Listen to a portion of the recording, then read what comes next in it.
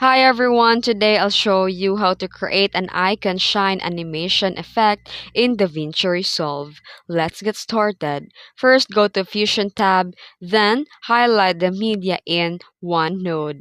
Hold Ctrl and press space to bring up the tool selection menu. Then in the search bar, type glow and click add.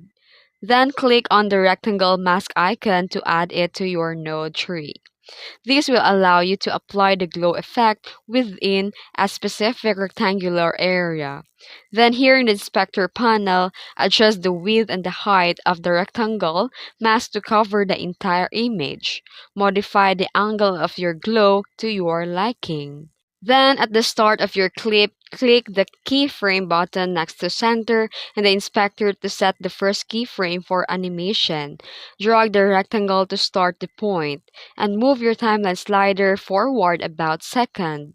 Then click and drag the rectangle mask to the end point of your animation.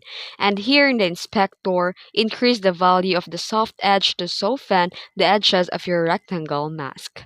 And that's it. If you found this video tutorial helpful, don't forget to like and subscribe for more tips. Thanks for watching!